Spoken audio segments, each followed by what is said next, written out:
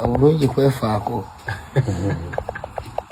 Obulungi kwefaako. N'ekitooke kifaaki. N'ekitooke kifansalira. Osobola okubunira gwe nti ow'empisa oba nkakulekere nneme kwogera muganda wange nkakulekere okamaleyo naye ate nga si bwe kiri mba nina osooka okukutegeeza munnange ekiri mu katambi ate osobole okumanya munnange. Kakati nno omwana mulenzi munnange King Saha abadde ali mu kakasa esayidi eno abagambye n'abagamba nti nno obulungi kwefaako munnange nti ekitooke kifansalira munnange olunaku olwaleero asazeewo munnange asibe ewaka wali abeere nga yeeyoyotako munnange abadde just nga ali mu havinga just ate faani wali ng'ebigere munnange ng'abinnyise mu mazzi nga bw'ogezaako okulaba. Kaakati nno abadde ali mu kuyombayomba mukaawo n'embwaye. Embwaye eno yagituuma munnange ate basiima ogenze. Embwa nayo munnange esobeddwa wali munnange ate King Saha ayagala kunkola ki pannange esayidi eno anyimye ku by'okulya kyokka ate ali mu kunkwatira munnange esayidi eno. Oh my god, yonna ate gye bigwedde munnange ate kibadde kikambwe nnyo.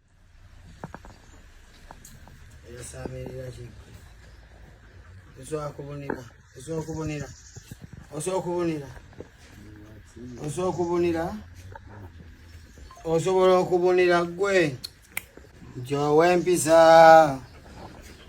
yali amagendo okuuma empisa boyi bw'atalina mpisa baamulyako n'ennyama bw'atalina mpisa baamulyako n'enkoko. Kuuma empisa omukyali wange basiima ogenze. Chill and vibe. Don't panic and don't worry kwa kale anjira nyumirwa akazi kange wano. Era nga bw'olengera n'ako akatambi babadde nga bali mu yoyota munnange ate wali enviiri wali wonna nga bw'ogezaako okulaba akatambi ako.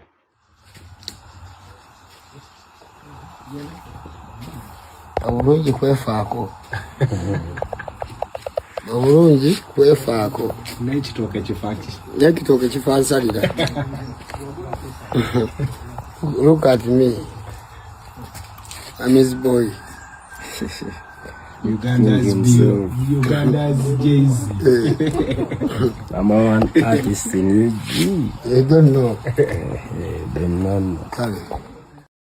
Aha, naye nga mwana mulenzi munnange ate King Saha taggwayo munnange nga bw'olengedde akaviiri munnange kabadde kamunyumidde okamalako obumazi munnange bibadde bitambula wali ku social media munnange olw'akatambi ako nga bw'okalaba ate wali munnange ng'agoyinga crazy n'embwa by the way nako ate kabadde kamutawaana akatambi nako ndabye nga katredinze nnyo ku mukutu ogwa TikTok esayidi eyo nkugambye King Saha taggwayo. Kakati nno ebigere ssebo ye abadde abinyise mu mazzi era nga bw'olengedde munnange ate mu katambi esayidi eyo nga goyinga crazy mwana mwenzi munnange ate King Saha. Bwe kiti bwe kitambudde kakasa nti nno osubscribinga kw'ossa n'okulayikinga vidiyo ebisigadde byonna oba ojja bitulekera ku update yonna enaaba eteereddwayo ojja kubeera ng'ofuna notification kasita obeera nga osubscribinze wali wonna ate kasita obeera ng'omaze gwe obeera oli ku muzigo munnange ate mwerere esayidi eyo ngenda kubeera nga nkomawoko mu maaso eyo n'ebirala.